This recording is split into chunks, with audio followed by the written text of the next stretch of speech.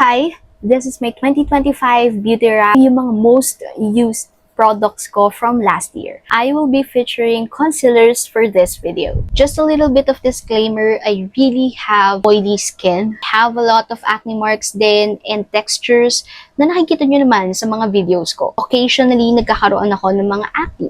For concealers, I only have 3. I have here Real Skin Multi-Use Skin Perfector, the shade Natural Vanilla. Bago ko binili itong concealer na to, sobrang matunog niya na sa market. Everyone's craving for this product, kaya na-intriga ko at bumili ako. At first try, actually, kung makikita nyo doon sa video ko, hindi ko talaga siya nagustuhan. Wala akong makitang special about this concealer before. Nung nagtagal na, lagi na akong reach out for this concealer. Hindi ko rin alam kung lagi ko ba siyang nasi-share sa mga Get Ready With Me na finifilm ko. Nung tumagal na, dun ko nalaman itong mga reasons na to. First, kapag nagmamadali ako, bubuksan ko lang siyang ganyan, kunin ko lang yung product, then nilalagay ko na sa mga gusto kong takpan, i-conceal, and then I'm good to go. Powder, blush, kilay, lipstick, alis. Pero sometimes nga, kamay na lang yung ginagamit ko, and blendable naman siya. That's the second reason. It is easy to blend, whether you're using a brush or your fingers. Third is yung coverage. It is enough for everyday use. Pag sinabi kong enough, tatakpan niya in a way of hindi ka super full coverage. Ayoko naman sa concealer yung sobrang full coverage na lumulutang yung part kung saan ko lang siya inilagay. Ito hindi.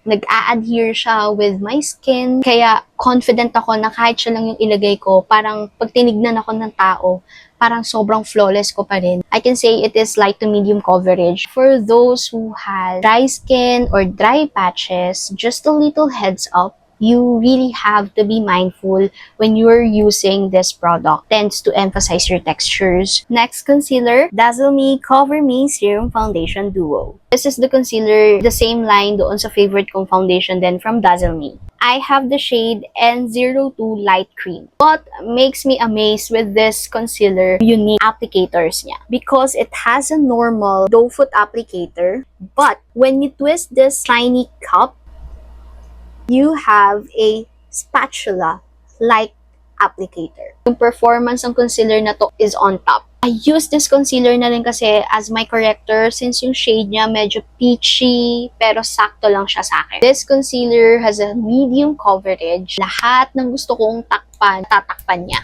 in one go. I think siguro one of the reason hindi ko sila pinagsasama ng foundation, parang sobrang plakado ko na. Sometimes kapag hindi ko feel gamitin yung Her Beauty, ito yung ginagamit ko. And okay na ako with this one. Warning lang for those people na magamit ng concealer tapos ibinababad nila yung concealer para makuha nila yung full coverage and full potential ng product. I think hindi nyo siya kayang gawin with this. Madali siyang mag-dry. Siguro if hindi nyo talaga mapigilan, max 9-10 seconds for this item. And last concealer is this OX Cosmetics Concealer Wand or OXX Cosmetics Concealer Wand. I have the shade Nude. If you're wondering kung ano tong brand na to, galing to sa Anko. It is lightweight pero light lang yung coverage din niya. Pero kaya siya nandito sa most used concealers ko for 2025 because if I am wearing heavy makeup, ito na lang yung ginagamit kong concealer just to highlight or ko lang na magmukhang blended yung blush ko. That is all for my 2025 beauty wrap